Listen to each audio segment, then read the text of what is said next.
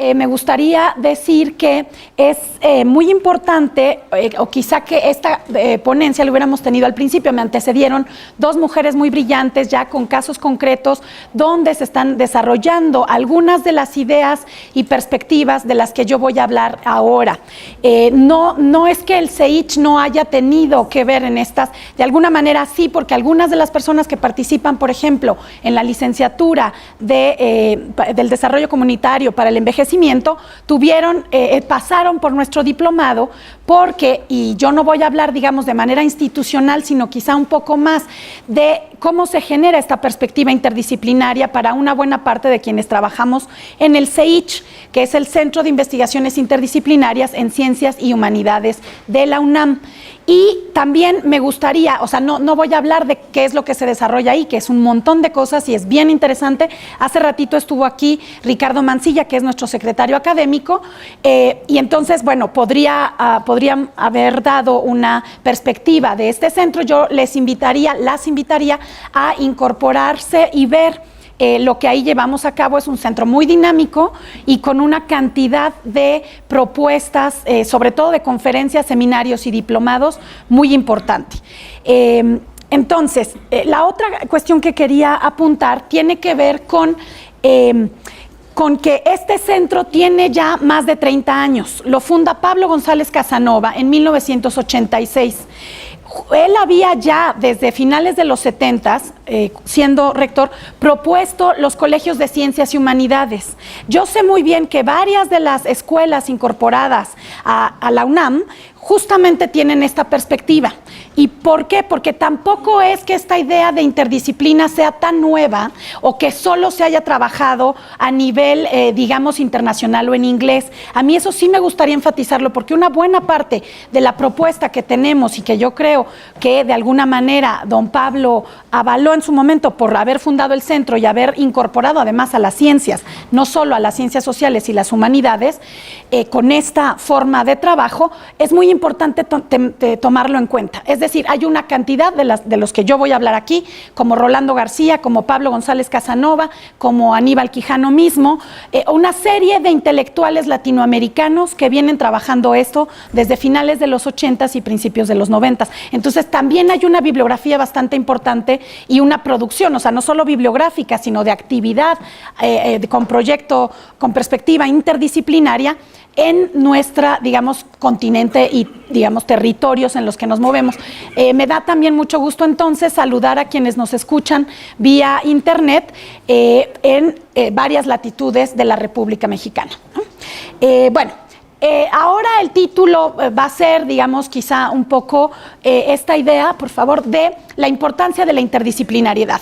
¿Y por qué digo que a lo mejor debí de haber ido en un principio? Porque yo voy a ir a un punto a lo mejor más básico de análisis, en el sentido de que cómo configurar proyectos con perspectiva interdisciplinaria. Y entonces quizá vamos a ir a un terreno un poco más, fundamental no en el sentido de que sea mejor, sino de que es realmente el fundamento, la base del edificio para poder llegar después a otras perspectivas. Por ejemplo, ahora yo también pienso, ¿por qué no generar una licenciatura, como alguien preguntaba por ahí atrás, en ciencias de la sostenibilidad? Porque al menos desde nuestra perspectiva, y que yo creo que alguna buena parte de la universidad la comparte, no toda, porque una virtud también de la universidad, y yo creo que de todas sus escuelas, y ustedes lo sabrán mejor que yo, es la pluralidad, y es pero también es un punto, es la diversidad, es la heterogeneidad. Yo voy a hablar de una categoría, espero llegar a ello, que es el marco epistémico común, que lo propuso Rolando García y que es fundamental para ponernos de acuerdo. ¿Por qué? Porque también quiero decir otra cosa. Quizá vamos avanzando, por favor. Y bueno, lo voy a ir dando. Siempre me gusta iniciar con ciertos epígrafes, porque un epígrafe es como poner un mojón, un hito para decir desde dónde considero que estoy hablando. Entonces, y que da una perspectiva siempre más general de lo que se podría respecto a veces a la gran cantidad de información que tenemos en las diapositivas. Aquí cito, por supuesto, a Juana de Asbaje, nuestra 10ª musa del siglo XVII, donde ella nos dice dos frases que para mí son fundamentales. No estudio por saber más, sino por ignorar menos, y si Aristóteles hubiera guisado, más y mejor hubiera escrito. ¿Por qué? Primero, pues porque justamente de lo que se trata en la perspectiva interdisciplinaria, que ha retomado una buena parte del proyecto de conexiones, tiene que ver con justamente darle otro lugar al conocimiento. Y eso es una transformación en la forma, en la mentalidad de qué es lo que concebimos que es la ciencia. Y la otra, bueno, me metería mucho a hablar, pero para mí la interdisciplina es como la buena cocina, que eso no tiene que ver con que sea gourmet o con que sea cara.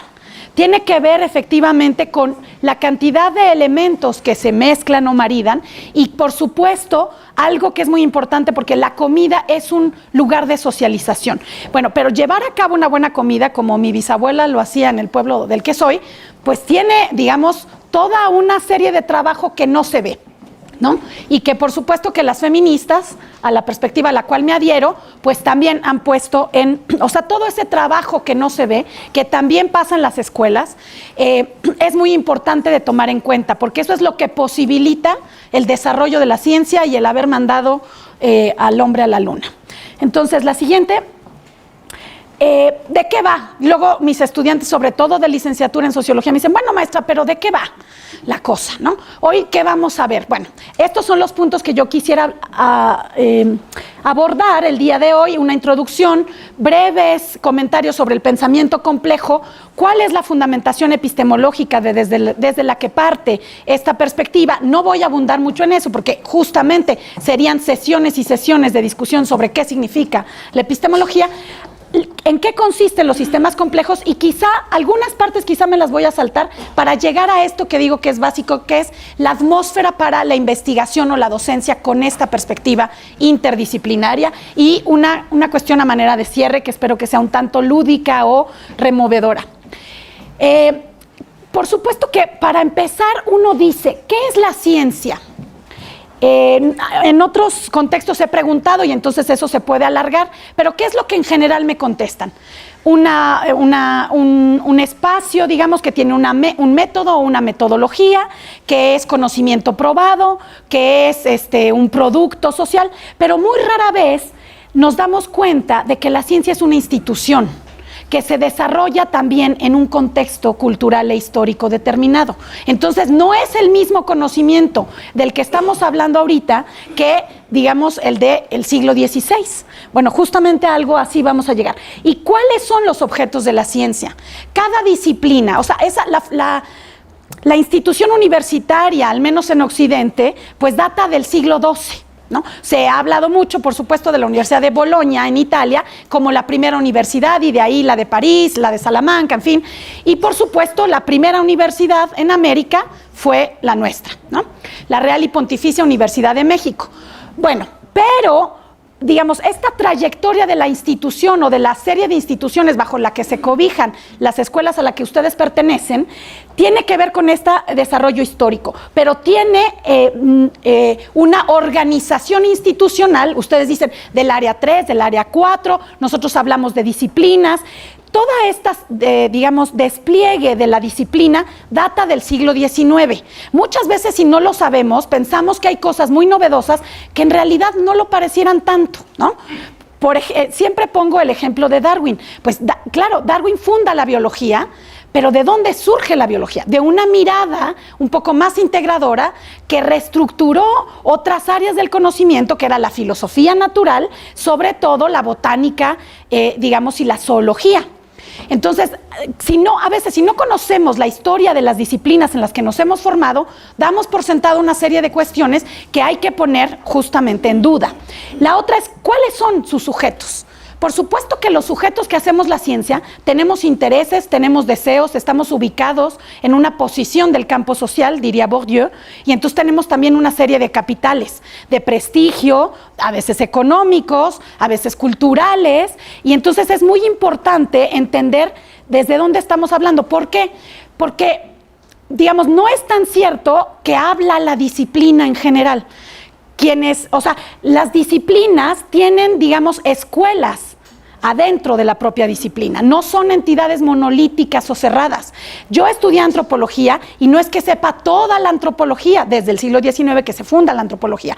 Yo tengo una perspectiva de la antropología y entonces me adhiero mejor a ciertas escuelas que a otras. Y eso es muy importante porque a la hora que ustedes desplieguen los proyectos con perspectiva interdisciplinaria, no es que yo soy bióloga y entonces voy a hablar de toda la biología, porque además justo el desarrollo disciplinar lo que nos demuestra es que las disciplinas han tenido un crecimiento exponencial. Entonces hay biología teórica, hay ecología de poblaciones, hay una gran cantidad de, digamos, subdisciplinas dentro de la propia disciplina. Entonces nosotros diríamos a la hora de los trabajos en equipo, ¿de qué disciplina estamos hablando? Por tu boca, ¿cuál corriente de la disciplina va a hablar, ¿no? Y además eso se intersecta de una manera muy interesante con la trayectoria de la persona que está representando a una disciplina, ¿no? ¿Por qué? Porque los maestros o maestras que tuvo le hicieron, digamos, agarrar una cierta trayectoria, un itinerario particular que ahora vamos a ir viendo.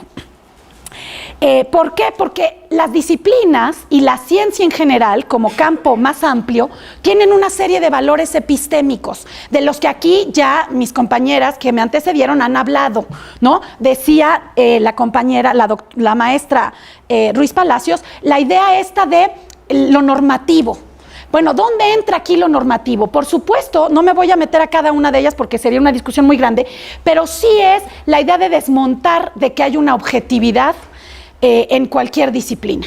No es verdad que las ciencias naturales tienen una objetividad, tienen una como privan en alguna de ellas los valores epistémicos de predicción, control y certeza, pues tienen mayor efectivamente control de ciertos experimentos, de ciertas situaciones y pueden decirnos ciertas cosas, digamos, en el futuro. Pero ¿qué es lo que pasa en los problemas que la compañera que me antecedió decía como problemas perversos? Justamente lo que está en jaque es que no hay estos valores epistémicos, hay el de la racionalidad, por supuesto, y el de la causalidad, pero estos valores han cambiado a lo largo del tiempo. O sea, no es la misma objetividad de la que hablaban en el siglo XVI o XVII, sobre todo en el XVII, cuando se da la llamada revolución científica, ¿no? Newtoniana, entre otros. Está Kepler, está Giordano Bruno, en fin, no me voy a meter a cada ejemplo, pero sí es muy importante tomar en cuenta qué es lo que, y también en el siglo XIX, cuando se instauran las universidades, digamos, no desde el 12, pero toman otra forma organizativa, que es la que sigue privando hasta nuestros días. Hay una gran división, digamos, entre ciencias nomotéticas y ciencias, digamos, ciencias naturales y ciencias sociales, ¿no? Y esa división se instaura justamente a partir de una división de los valores epistémicos. Entonces tenemos que la física y la biología, las ciencias de la materia, tienen mayor predicción, control y certeza, y por supuesto lo que la compañera decía, esto de las ciencias naturales o exactas, eso también ya está muy discutido por los propios personajes que desarrollan esas disciplinas, ¿no? Y las ciencias sociales o humanas que se mueven más en el terreno y cada vez más de la invención y de la transformación. Pero muy rara vez reflexionamos sobre cuáles son los valores epistémicos que privan en nuestra disciplina y después que privan en nuestro trabajo de investigación o de docencia. La que sigue, por favor. Y la otra tiene que ver con algo que también siempre es una dificultad, porque muy pocas veces hemos reflexionado esto de la historia de la disciplina y luego los conceptos y de qué es de lo que dan cuenta. Entonces tenemos en cada disciplina y en cada corriente de estas disciplinas una serie de niveles. Está el ontológico, el epistemológico, el teórico, el metodológico, el instrumental. Y yo siempre voy a esta idea de los compromisos ontológicos de las disciplinas. Tenemos, o la disciplina, el habernos formado en una cierta disciplina nos hace tener una idea del mundo, de si pensamos que el árbol es verde o no, o en realidad concebimos que es justamente por una organización de la biosfera que refleja de cierta manera la luz que nos hace ver que ese color es verde y que le hemos puesto arbitrariamente ese nombre, ¿no? Entonces hay una serie de compromisos ontológicos. ¿Por qué lo pongo? Porque es muy importante a la hora del trabajo en equipo, a qué nivel se está discutiendo.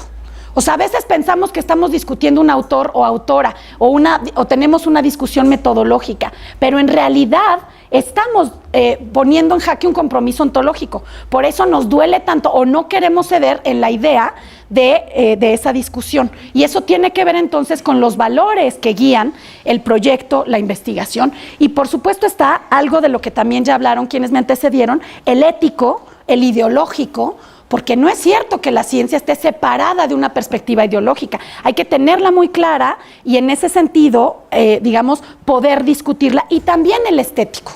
O sea, muy rara vez pensamos que los proyectos tienen una parte muy rica respecto a cómo se presenta, ¿no?, el proyecto del que estamos dando cuenta, y eso también entonces atraviesa por una discusión respecto a cuáles son los cánones y los patrones, tanto en la ciencia como en las artes y las humanidades, porque es cierto que en sus escuelas hay también esas áreas, ¿no?, que también luego no sabemos cómo incorporar. ¿Y ahora qué hacemos? Claro que tienen mucho que decir sobre los proyectos que ahí se despliegan. No sabemos qué pasa. Aquí tenía yo una imagen muy interesante. A mí también me gusta, justamente recuperando esta idea de lo estético, aludir a veces a algunas imágenes, y hay de muchos tipos. Ahora aquí justo he seleccionado esta porque la pone Morán en su libro Introducción al Pensamiento Complejo, que por ahí les pasamos y Olga lo circuló en el proyecto Conexiones, que si uno lo lee con cuidado tiene una riqueza bastante profunda. ¿Por qué? Me gusta mucho poner el ejemplo, no sé si voy a tener el tiempo de desarrollarlo, pero ¿qué ven en el cuadro? El cuadro es del siglo XVI, de un pintor flamenco, de Peter Bruegel el Viejo, y se llama La caída de Ícaro. También siempre pregunto, ¿conocen el mito de Ícaro? ¿Y de qué va? Alguien que me lo cuente brevemente. No tengan miedo. No es examen, sí. Es un mito griego. ¿Sí? Ícaro pretende alcanzar... el micro... pretende alcanzar el cielo, bueno, las alturas. Así se lo pongo. Pretende alcanzar las alturas y para lograr esto se coloca unas alas pegadas con cera. Su padre lo previene de que esto no va a ser posible. Si se acerca al sol se van a derretir. Sus alas, y entonces pues la caída va a ser estrepitosa. Él, como joven, insiste, joven maduro, en su intento, y pues sucede lo que le dijo su padre. ¿Ven ahí a Ícaro? Muy bien, efectivamente ese es el mito de Ícaro. Bueno, pues, pero ¿por qué lo señala Morán? Morán trae a colación el mito de Ícaro porque dice, muchas veces en nuestras disciplinas o la ciencia tiene una cierta inteligencia ciega, es decir, cree que todo lo va a resolver y que el problema, o sea, que todos los problemas son problemas de la ciencia, cuando ya sabemos que en general todos los problemas tienen que ver con la política y el poder, ¿no? Entonces, pero es muy importante porque aquí está Ícaro caído, y claro, ¿qué hace Peter Bruegel? Nos está de alguna manera diciendo, y esa es una parte de la interpretación, la que yo he intentado completar de Morán, le está diciendo a la Europa del siglo XVI, que había acabado de recién descubrir, voy a decir entre comillas para no meterme en la discusión de todo lo que ello conlleva de América, pero les está diciendo, ¿a qué vamos a aquel otro continente cuando aquí tenemos agricultura y ganadería, a lo que ahora por fin algunos están volviendo con esta perspectiva del decrecimiento, ¿no? De anular las ideas de progreso y desarrollo y por fin decir, volvamos a lo básico, ¿no? ¿Por qué? Porque les decía, somos como Ícaro.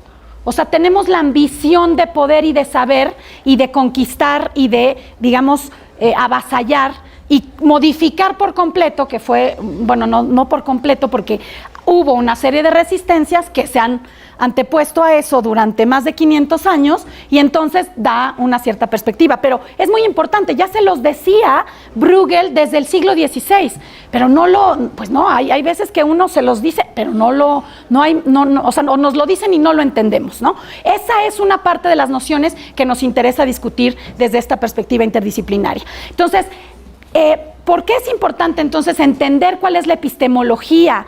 Es decir, con qué procesos históricos, cuáles son los personajes y los conceptos que generaron en cada una de nuestras disciplinas. Y aquí retomo entonces la idea de Morán en su propuesta de pensamiento complejo, que hay que tener una coherencia y apertura epistemológica, porque también es cierto que no todo pega con todo de la misma manera. Y eso es algo, por eso hay un principio autocrítico y autorreflexivo, donde es muy importante el sujeto cognoscente, algo que por mucho tiempo la llamada ciencia echó, o sea, la subjetividad tenía que ponerse a un lado a la hora supuestamente de llevar a cabo, sean los experimentos o las teorizaciones. Y no es cierto, lo que apostamos desde esta idea es, todo eso se juega a la hora de plantear un proyecto. Sí, la que sigue, porque por el tiempo me voy a ir mucho más rápido. Entonces, volvemos a esta idea de la crítica a la inteligencia ciega, porque Morán señala, hay una patología contemporánea del pensamiento que quiere racionalizar todo o que quiere encajonar todo, clasificar todo, entender todo. Esa es una idea muy de Ícaro, ¿no? O sea, yo quiero llegar al sol. Está muy bien, eso nos mueve, nos moviliza, pero hay que también darle parte a que no, hay una parte de lo real que es irracionalizable.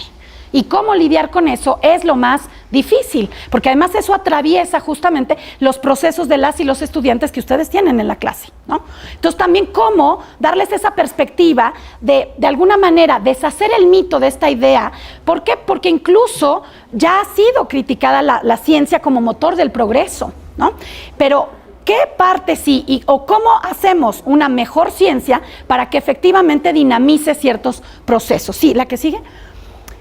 Sí, y entonces por eso es que Morán señala esta idea, todavía bastante binaria, algunos dirán estructuralista, dicotómica, pero muy interesante, entre cómo entender lo humano. Y lo humano, no, por eso no digo hombre, porque también se ha pensado, bueno, el hombre, y siempre digo, y las mujeres, no solo somos la mitad de la humanidad, sino que sostenemos una buena parte, digamos, del desarrollo en todos los sentidos. Pero entonces, Morán dice, el Homo es sapiens y demens, porque tiene una parte racional, pero tiene una gran parte que es irracional. Y que esa parte irracional también se ha jugado en la ciencia, también ha tenido que ver justamente con una cierta demencia, delirio, para decir, vamos más allá, busquemos otros territorios. Bueno, ese delirio nos hizo llegar a la luna, justamente. En fin, y ahora tener la cantidad de desperdicio espacial de la que hablaba la compañera, ¿no? Y es Faber y Mythologicus. Hemos querido también en una parte de las disciplinas desterrar esta idea de lo mitológico, de lo espiritual, pero en realidad atraviesa de manera fundamental los procesos en los que nos desarrollamos y sobre todo el proceso de enseñanza-aprendizaje en la escuela, ¿no? ¿Y por qué? Porque no solo hacemos, también tenemos que lidiar, digamos, con creencias con las que a veces no estamos de acuerdo y que pueden ser de muy diversos tipos. A lo mejor en México nos decimos de una religión, pero cada vez hay más de otras. Y entender también cuáles son, digamos, las conceptualizaciones, las formas de entender el mundo, la sociedad, al ser humano, es muy importante para poder lidiar con ellas. No solo saber que existen, sino ver qué hay allá adentro.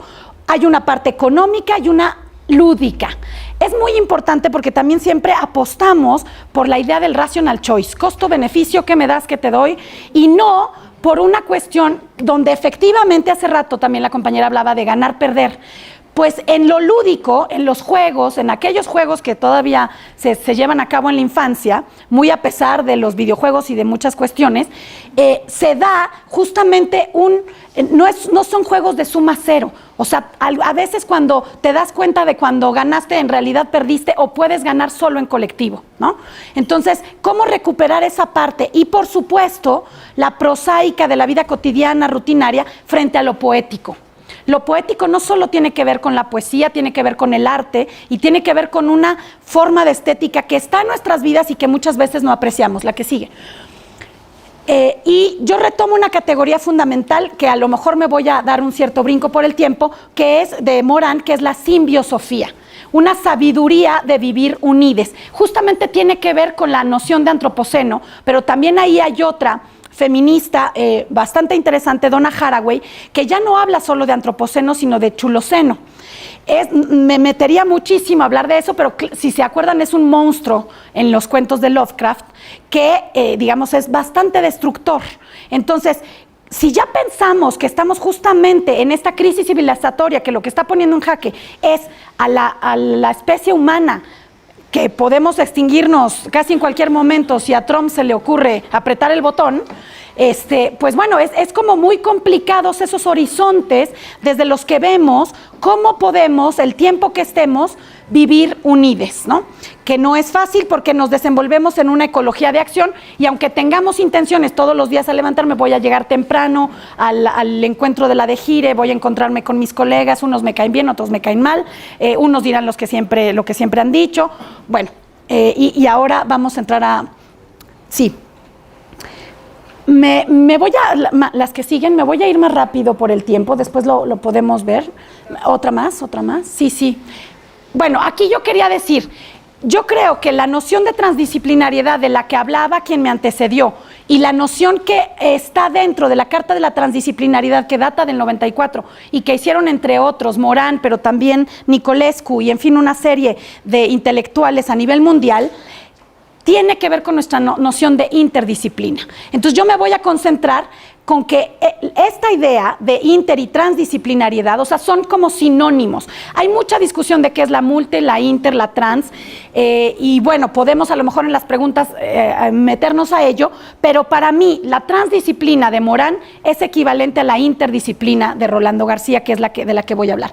Entonces, hay una idea de que emerge de la complementariedad que pueden tener los enfoques disciplinarios y hace emerger en esta, digamos, confrontación datos nuevos que se articulan entre sí y que nos ofrecen una nueva visión de la naturaleza y la realidad. Sí, y donde, sobre todo, la que sigue, por favor, es un saber compartido, es multireferencial y multidimensional y tiene que darle un rol importante, algo que hemos pensado que se ha dejado fuera, que es la intuición, el imaginario, la sensibilidad, el cuerpo en la transmisión del conocimiento. Sí, la que sigue, por favor.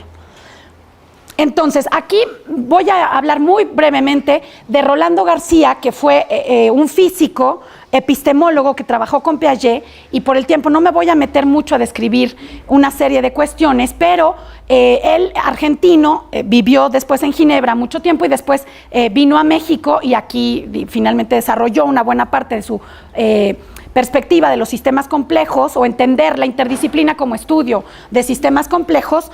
Tendría mucho que decir sobre el personaje, pero bueno, me lo voy a brincar, sí. Y entonces, la que sigue también. Voy directo a lo de los sistemas complejos, porque él dice lo que está en juego es la relación entre el objeto de estudio y las disciplinas a partir de las cuales realizamos el estudio. Seguramente, y están en las preguntas de su página, bueno, pero ¿cómo se hace un estudio interdisciplinario? ¿A qué disciplinas convoco? ¿Quiénes van a estar involucrados, involucradas? Pues tiene que ver con la pregunta y con el problema que nos estamos planteando, ¿no? Pero, y en eso también tiene que ver que muchas veces, otra vez hablamos de que no existe la disciplina en abstracto, sino la persona que lo representa, pues no puede participar, está muy ocupado o ocupada. Entonces, aunque sea relevante la disciplina convocada, pues si la persona no está en nuestra escuela o no tiene la disposición a trabajar con nosotros, pues no se puede llevar a cabo. Esa es la serie de elementos que son muy importantes a tomar en cuenta, es decir, la factibilidad de realmente desplegar esta perspectiva. porque la complejidad está asociada entonces a una imposibilidad de considerar aspectos particulares de un fenómeno o proceso a partir de una disciplina específica. Por eso, para nuestra propuesta, no se hace interdisciplina de manera sola o solo, porque uno no tiene ni todo el conocimiento de su propia disciplina. Ahora imagínense meterse a estudiar las disciplinas que además van creciendo exponencialmente año con año la producción de conocimiento en cada área de las disciplinas. Entonces, esa situación de la que incluso también hablaba la compañera que me antecedió, ¿no?, de actualización. Leemos lo que salió ayer. Pues sí, pero y también los clásicos son muy importantes. Muchas veces lo que salió ayer, lo que ha hecho es tener una nueva perspectiva sobre los clásicos. Y si no tenemos a los clásicos en todas las áreas, pues no vamos a avanzar. O sea, ahí es donde el reto, digamos, de actualización, pero también de conocimiento y de buena formación es muy importante. Entonces, un sistema complejo es una representación de un recorte de esa realidad conceptualizado como totalidad organizada. Y ello tiene que ver porque los elementos dentro de un sistema son interdefinibles, es decir, se determinan mutuamente. Estas son una serie de propiedades de los sistemas complejos. Uno de ellos tiene que ver con la vulnerabilidad o resiliencia, directamente ligada al umbral de inestabilidad. Entonces, construir un sistema complejo conlleva lo que sigue, sí. Una más, ahora después voy a hablar de esto. Conlleva tener, digamos, hacer un recorte de la realidad a partir de un equipo multidisciplinario, que eso es un poco lo que se les solicitó en las escuelas, ¿no?, que convocaran a profesores y profesoras de distintas disciplinas para que configuren, digamos, ese estudio como sistema complejo a partir de un marco epistémico común, que no quiere decir que una teoría rija para todos, sino es cómo, ¿qué es el marco epistémico común? Entonces regresamos a una anterior, por favor. Tiene que ver con, sobre todo, este nivel del marco epistémico, el conjunto de preguntas o interrogantes que nos planteamos con respecto al dominio de la realidad que hemos propuesto estudiar, que nos hemos propuesto estudiar, y que expresa la jerarquía de valores del docente o investigador. Y eso es lo que es muy importante conocer. ¿Sí? Vamos a seguir. La que sigue, por favor. Aquí sí cito directamente a Rolando García, que ahí lo tienen. Él murió en el 2012. Él dice de Piaget, y yo lo retomo porque se aplica muy bien para esta perspectiva: crear para comprender. Desde la perspectiva piagetiana, nos dice Rolando, el maestro o maestra debe ser creador si quiere ser maestro, no creador de la gran teoría ni de las interminables y vacuas verbalizaciones que inundan los manuales pedagógicos. Debe ser creador de lo que llamaría las oportunidades para descubrir, porque todo real aprendizaje, no la simple adquisición de información, es un descubrimiento, y todo descubrimiento es una recreación de una realidad interpretada. Entonces, ¿cómo llevar a cabo efectivamente proyectos en nuestras escuelas, en nuestras preparatorias, colegios de ciencias y humanidades, que tengan esta idea de descubrir? Entonces, no solo, digamos, de intentar solucionar un problema, sino cómo generar la creatividad, porque no es que comprendemos para crear, o no solo. Una parte del proceso es así, pero aquí es crear para comprender. Justamente buscar ir más allá de lo ya, digamos, conocido, darle la oportunidad a las y los jóvenes de que se animen a proponer, aunque lo que propongan pensemos que no va a tener, o que no está fundamentado, o que no tiene o que no tiene suficiente, digamos, respaldo, qué sé yo, teórico metodológico. Es muy importante dar estas oportunidades, digamos, de diálogo, de escucha dentro de las escuelas. Me voy a esta parte que me parece muy importante, porque yo creo que, pensaría que es la parte más difícil para echar a andar los proyectos y para tener una cierta continuidad, que es cómo construir la atmósfera para este tipo de planteamientos. Entonces, les dejo tantito a Quino y a Mafalda criticando al llanero solitario. Pues, ¿por qué? Porque sí iba por las causas justas y lo que quieran, pero iba en solitario. Por eso en el proyecto se apuesta a ir en equipo, pero eso implica una dificultad muy grande, porque no estamos acostumbradas y acostumbrados a trabajar en equipo. Como lo decía la compañera, el SNI, el CONACYT, todo, o quienes nos evalúen, te dicen, ¿y tú qué hiciste? Ay, no, me la pasé hablando horas con mis colegas en la sala de juntas, pero pues, y la verdad es que nos costó trabajo llegar a algo. Pues sí, claro, o sea, sabemos que a la hora del producto es muy importante tener algo, pero es cierto que lo que primero tenemos que promover, la que sigue, tiene que ver con esto que nos dice don Pablo, que por cierto ya saben que ahora es el comandante Pablo Contreras, ¿verdad? Bueno, es muy importante el utilizar toda palabra para dialogar, para aprender cuando se enseña y para enseñar cuando se aprende, acercarse a esa posibilidad cultivando el interés y respeto por el interlocutor, grande o pequeño, mujer u hombre, sabio o ignorante, para la articulación de conocimientos y voluntades. Y en eso, ¿qué tiene que ver? Que los estilos de criticar los tenemos que cambiar, porque ¿qué es lo primero que alguien llega y nos pregunta algo y decimos, no se puede, no tengo tiempo, no estoy interesada? Dar esa posibilidad voy a pasar a la que sigue, de poner en suspenso nuestros juicios y prejuicios. Aquí retomo una idea de Hans-Georg Gadamer, ¿no? Ahora sí que un clásico de la hermenéutica, que en su libro en 2 tomos, Verdad y Método, dice un montón de cosas, pero he recuperado esta idea de la comprensión comienza allí donde algo nos interpela. Esta es la condición hermenéutica suprema, pero también sabemos cuál es su exigencia: poner en suspenso por completo los prejuicios. Y la suspensión de todo juicio y a fortiori la de todo prejuicio tiene la estructura lógica de la pregunta. Lo que muy rara vez hacemos para discutir es preguntar. Lo primero que decimos, no, lo que estás diciendo no tiene el mayor sustento porque Bourdieu no quiso decir eso. Es que no te leíste el último libro que hizo antes de morir, donde dijo que, ¿no? No sé, hay una serie de situaciones y entonces Gadamer nos convoca porque dice, la esencia de la pregunta es abrir y mantener abiertas las posibilidades. ¿Cómo va a avanzar el proyecto? Haciéndonos preguntas. Y si afinamos las preguntas y aprendemos a mejor preguntar, tendremos mejores proyectos. Y las mejores preguntas siempre son hechas en colectivo, ¿eh? O sea, no es cierto que yo soy muy buena, inteligente y entonces hago las mejores preguntas. A veces justo en ese diálogo es que emerge la pregunta. ¿Y quién fue quien la creó? Ahí no hay autor o autora. El equipo es quien genera justamente en ese diálogo las preguntas. ¿Nos seguimos? La que sigue, por favor. ¿Por qué?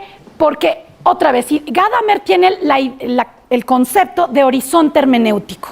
Yo ahorita los estoy viendo a ustedes, pero no estoy viendo lo que hay atrás de mí. Entonces, ustedes me pueden decir que yo no estoy viendo. De eso se trata, de abrir los horizontes, desde esta base que pensamos que tiene que regular el trabajo interdisciplinario. Pero para ello, entonces, tenemos que entrenarnos en mejor preguntar y en tener siempre, digamos, esa idea de que hay un ámbito de visión que abarca y encierra todo lo que es visible desde un determinado punto, pero también es algo que hacemos en el camino. Si yo me acerco hacia allá, yo voy a tener otra perspectiva de mi horizonte y voy a ver otras cosas que antes no había hecho. A lo mejor yo sola no me hubiera acercado. Si veo que Olga me habla, pues voy a ir hacia allá. Esa capacidad de interpelación entre nosotros es la que hay que desarrollar a la hora del trabajo interdisciplinario. Sí. Entonces, ¿por qué nosotros decimos hay que tener una interacción intensa y altamente significante sin miedo al conflicto? Es muy importante porque ¿qué es lo que pasa o cuál es, digamos, una parte de la estructura cultural que tenemos? Es, me preguntó, me criticó, ya me cayó mal. ¿Cómo desandar ese camino y decir que a pesar del conflicto, más bien por el conflicto, no, ahí me equivoqué, porque ahí sí debo decir también, como Marx diría, el conflicto es el motor de la historia. Entonces, sin conflicto no hay avance. O sea, tiene que haber conflicto. Nosotros en el diplomado, cuando en el equipo todo va funcionando muy bien, introducimos un conflicto, ¿no? Que además es muy fácil, pero la cuestión es no cómo. Ustedes dirán, no, pues el conflicto más bien es lo que priva, ¿no? Pero entonces, ¿cómo derivar del conflicto, tener un rebasamiento del conflicto a través de diálogos fructíferos y creativos? Donde, ¿quién liderea el proyecto? Me preguntan muchas veces. Y nosotros decimos, el proyecto es el líder. O sea, yo puedo ser mejor para conceptualizar, la otra puede ser mejor para dibujar, aquel puede ser mejor para organizar, pero entonces va a haber liderazgos rotativos a lo largo del proceso, digamos, de investigación y docencia, donde tiene que haber mucho confianza, respeto, escucha Y esto que para mí es muy importante, estar de manera íntegra y poner el cuerpo. ¿Qué es lo que pasa si yo estoy hablando y están viendo el teléfono? O si nos reunimos en el equipo y a la mera hora alguien está en otra cosa o se voltea así. Y entonces, claro, o sea, toda la parte gestual y de proxémica implica mucho cómo estoy con el equipo. Entonces, y después, claro, me enojo porque el otro no hizo caso cuando, o el otro tampoco hace caso. Generar eso, que es cada vez más difícil por las temporalidades, por los ritmos que tenemos y por incluso a veces hasta la organización espacial de nuestras escuelas, que no hay lugares de encuentro, de tomarse un café, de discutir, de tener tiempo, pero eso hay que generarlo, es parte del reto, porque eso genera la atmósfera para el despliegue del proyecto y, por supuesto, una flexibilidad, esta apertura de la que hablaba la compañera que me antecedió, pero con solidez conceptual. Por eso sí es importante formarnos bien en una disciplina. Ya sabemos que la disciplina, en una corriente de la disciplina. Y finalmente, la que sigue, incluso después de esa, la que sigue, y la que sigue, que es una parte importante, es incluyendo agentes no académicos, que es la comunidad de la que hablaba la compañera, y admitiendo el carácter inacabado, inestable y temporal de nuestro saber. Es muy importante también reconocer con humildad, no creernos ícaros o ícaras, sino tratar justamente de decir desde dónde estamos partiendo, o sea, a veces con objetivos muy modestos, de entender, las problemáticas siempre pueden parecer pequeñas y después si las vamos conectando bien, preguntando bien, va incrementando. Aquí yo ya no hablé de las escalas y los niveles de los que habló la compañera, pero eso es fundamental. Para desarrollar un proyecto hay que hablar de subsistemas y adentro de cada subsistema establecer escalas temporales y de fenómenos. Y eso que desplegamos en el diplomado y en varias de las investigaciones del CEICH es la parte más difícil. ¿Cómo conecta una temporalidad, qué sé yo, de los sexenios a nivel político que implementan una serie de políticas con, digamos, qué sé yo, directrices de la OCDE que pueden traspasar sexenios y que permanentemente se están implementando? Con una transformación en la comunidad en la que estamos que tiene una temporalidad de días. ¿Cómo empatamos esa serie de niveles que son de distintas escalas, ¿no? ¿Cómo damos cuenta de esa articulación?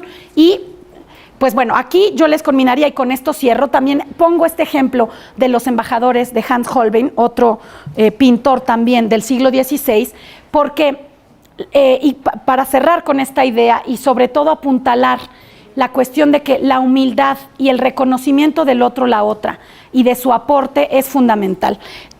¿Qué pasaba en el siglo XVI además o qué se veía aquí? Pues hay, digamos, como instrumentos musicales, instrumentos científicos, la riqueza de los tapices, en fin, pero también en el siglo XVI se implementó la idea, ¿se acuerdan en las naturalezas muertas?